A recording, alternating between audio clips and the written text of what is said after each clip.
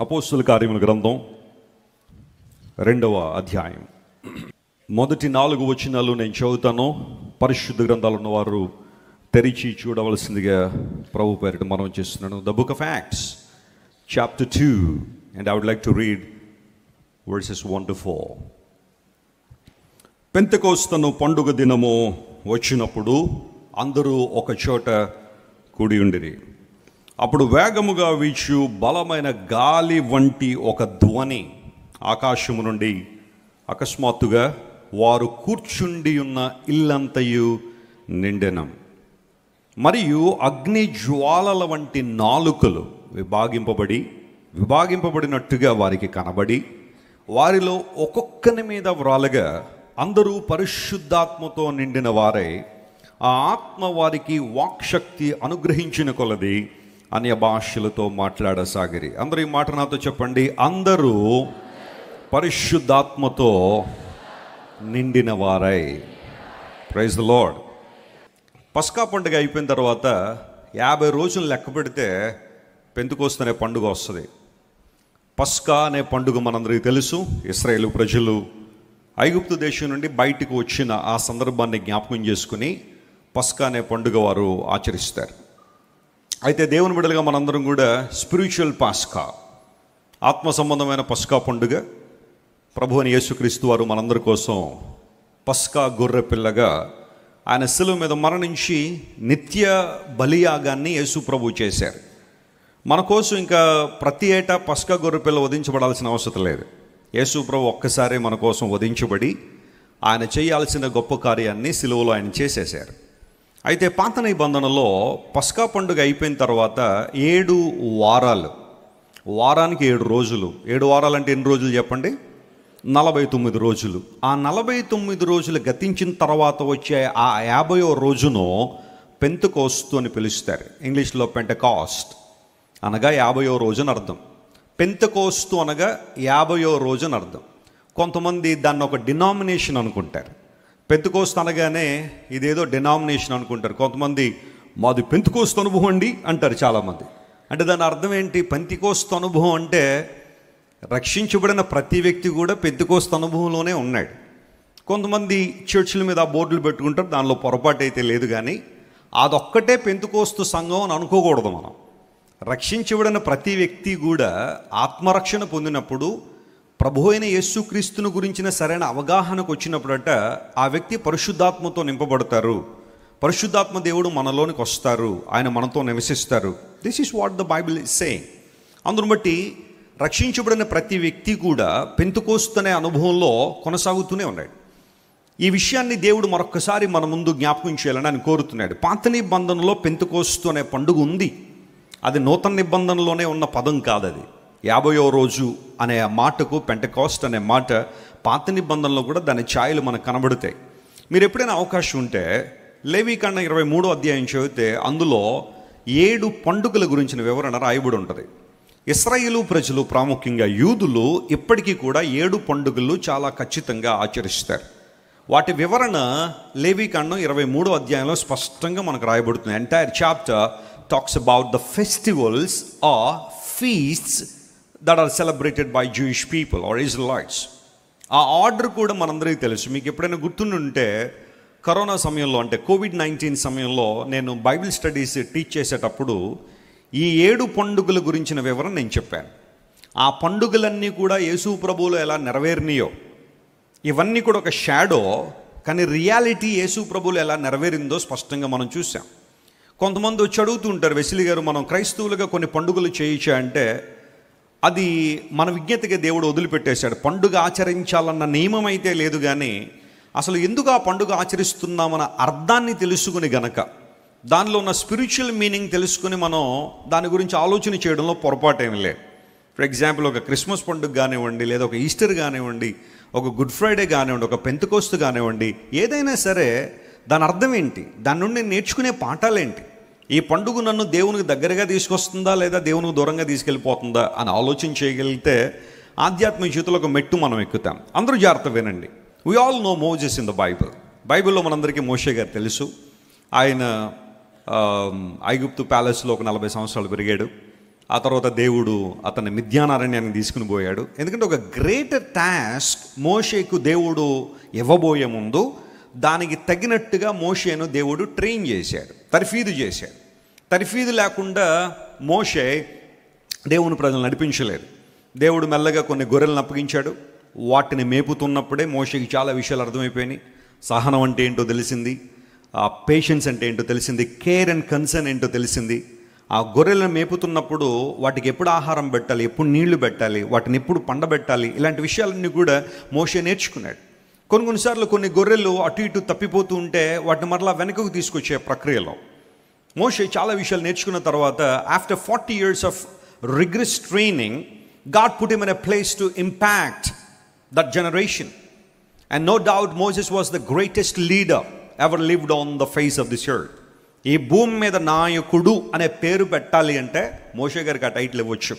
ఎందుకంటే సుమారుగా 6 లక్షల మంది కాల్బలము, 18 సంవత్సరాల పైన ఉన్న పురుషుల్నే లెక్క పెడతారు కాల్బలం అంటే. ఆ క్రింద ఉన్న పిల్లలు, స్త్రీలు, వీళ్ళందరూ లెక్క పెడితే దగ్గర 20 లక్షల మందిని 40 సంవత్సరాలు, అది కూడా విల్డర్నెస్లో, అరణ్యంలో సక్సెస్ఫుల్గా నడిపించగలిగాడంటే we can see any better leader than Moses in the history.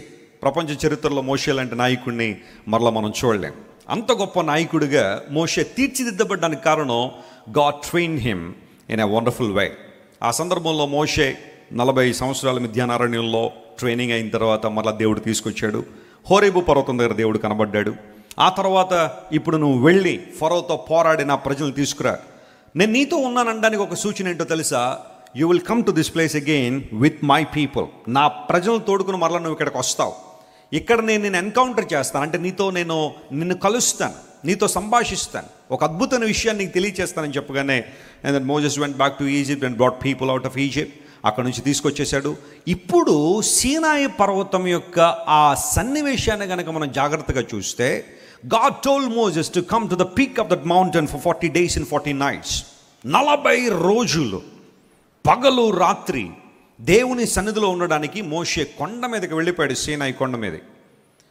ఏమైంది చెప్పండి? సీనాయి కొండ మీదకి మోషే వెళ్ళినప్పుడు దేవుడు ఏం చేశాడు మోషేకు? 10 ఆజ్ఞలు దేవుడు ఇచ్చాడు, 10 commandments. బైబిల్లో 10 ఆజ్ఞలు అక్కడ మనం చూస్తాం. Exodus chapter 20 and Deuteronomy chapter 5లో 10 ఆజ్ఞల వివరాలన్నీ మనకు తెలుసు కదా.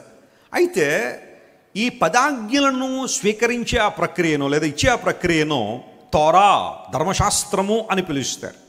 ఇప్పుడు బైబిల్ పండితులు చెప్పే ఒక అద్భుతమైన విషయం ఏంటంటే పాత నిబంధన కాలంలో వారముల పండుగ రోజున, అంటే ఈరోజు మనం ఏదైతే పెంతెకోస్తు అనే ఆ పదం వాడుతున్నామో ఎగ్జాక్ట్గా ఆ రోజునే కొండ మీద దేవుడు మోషేకు 10 ఆజ్ఞలను ఇచ్చాడు. Torah was given in the Old Testament on the day of Pentecost. పెంతెకోస్తు అనే పండుగ రోజున పాత నిబంధనలో యూదులకు ధర్మశాస్త్రం ఇవ్వబడింది. అప్పటి నుంచి వారు ధర్మశాస్త్ర యుగంలోకి వచ్చారు. They came in to the dispensation of law. ఇప్పుడు ఆ ధర్మశాస్త్ర యుగంలో బ్రతికిన ప్రతి ఒక్కరు కూడా ధర్మశాస్త్రానికి లోబడాలి. లోబడకపోతే శిక్ష ఉంది, లోబడకపోతే కష్టం ఉంది, లోబడకపోతే మరణం ఉంది. వారు ఆ యుగంలో ఉన్నారు కాబట్టి ఆ యుగపు నిబంధనకు వారు అలా కట్టుబడి ఉండాల్సిన పరిస్థితి వచ్చింది. అందును బట్టే ఓల్డ్ టెస్ట్మెంట్లో చూడండి, కొన్ని సందర్భాల్లో ఎవరైనా ధర్మశాస్త్రానికి విరోధంగా ప్రవర్తిస్తే వెంటనే శిక్షలు అమలు చేయబడేవి. ఎందుకోసం అంటే కంటికి కన్ను, పంటికి పన్ను. దట్స్ అ లా. దేవుడు ఆ ధర్మశాస్త్రాన్ని మోషేకి ఇచ్చిన రోజు ఇదే, షావోత్ అనే ఆ పండుగ రోజునే. ఆ తర్వాత ధర్మశాస్త్ర యుగం ముగించబడినప్పుడు కృపాయుగం వెలుగులోనికి వచ్చింది. ఆ యుగాన్ని ఎవరు వెలుగులోకి తీసుకొచ్చారంటే మన ప్రభు అని యేసుక్రీస్తు వారు. ఆయన నరావతారిగా లోకానికి వచ్చి మనందరి కోసం సిలువ మీద మరణించి సమాప్తమైనది అన్నాడు ఆయన. స్తోత్రం చెప్పండి, హల్లెలూయా. ఏమి సమాప్తమైంది ప్రభువా? ఏమి నువ్వు పూర్తి చేశావు, ఏమి ముగించావు అంటే యేసుక్రీస్తు ప్రభు ఆ మాట పలకడంలో ఉన్న ఒక అర్థం ఏంటి అంటే ఈ క్షణంతో ధర్మశాస్త్ర యుగం ఏమైపోయింది? సమాప్తం అయిపోయింది. I would like to lead my people into the dispensation of grace. ఇకపై నా ప్రజలు బ్రతికేది నా కృప ద్వారానే. గట్టిగా చప్పట్లు కొట్టి దేవుని మహిమపరచండి. By grace they live, by grace they move, by grace they move forward. కృప ద్వారా మాత్రమే వారు సంచరిస్తారు, కృప ద్వారా వారు జీవిస్తారు. I would like to give more grace to my people. కృపాయుగాన్ని వెలుగులోని తీసుకొచ్చారు. ఇప్పుడు జాగ్రత్తగా గమనించండి పిల్లారా, ఏ పెంతుకోస్తు అనే పండుగ రోజున పాత నిబంధనలో మనిషికి ధర్మశాస్త్రం ఇవ్వబడిందో, నూతన నిబంధనలకు వచ్చేసరికి అదే పెంతుకోస్తు రోజున క్రీస్తు ప్రభు యొక్క నియమ నిబంధనలు లేదా సంఘం యొక్క ప్రాముఖ్యత, సంఘం యొక్క గొప్పతనం, ఒక మాటలో చెప్పాలంటే నూతన నిబంధన. స్తోత్రం చెప్పండి, హల్లెలూయా. On the same day God is given. చాలాసార్లు పెంతుకోస్తు పండుగ అంటే కొంతమందికి రకరకాల అర్థాలు ఉంటాయి, కానీ this is the real meaning.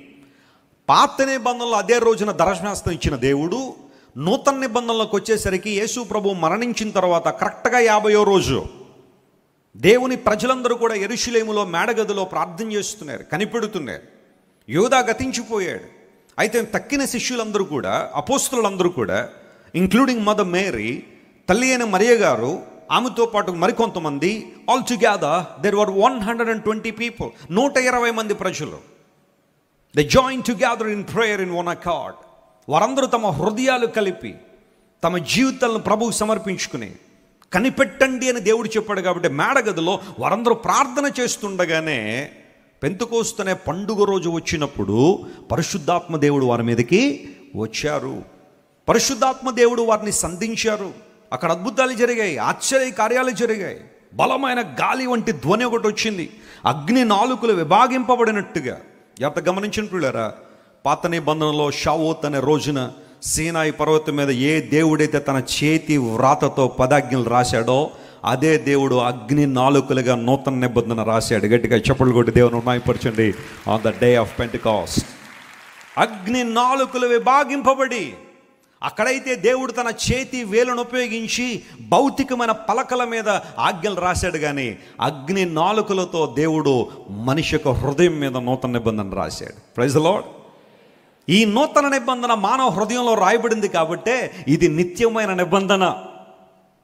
రాతి పలకలు పగలగొట్టబడతాయేమో కానీ హృదయంలో రాసిన నిబంధన మాత్రం పగలగొట్టబడదు. అందును బట్టి నూతన నిబంధనను నిత్య నిబంధన అని కూడా పిలుస్తారు. It's an eternal covenant. ఒక్కసారి దేవుడు మన చేతిని పట్టుకున్నాడు అంటే ఆయన మరలా మనం విడిచిపెట్టే ప్రసక్తే లేదు. That's what the Bible says. కొన్నిసార్లు మన దౌర్భాగ్య స్థితిని బట్టి మనమన్నా దేవుడిని వదిలేస్తామో, కానీ దేవుడు మాత్రం అటువైపు నుండి అయితే ఆయన మనల్ని వదిలే ప్రసక్తే లేదు. పెంతెకోస్తు పండుగ రోజున అగ్ని నాలుకలు విభాగింపబడి విశ్వాసిగా గుండెల మీద నూతన నిబంధన రాశాడు దేవుడు. అందును బట్టే ఈ నూతన ఒడంబడిక, నూతన నిబంధనలో మనందరం పాలిభాగస్తులని బైబిల్ చాలా స్పష్టంగా తెలియజేస్తా ఉంది.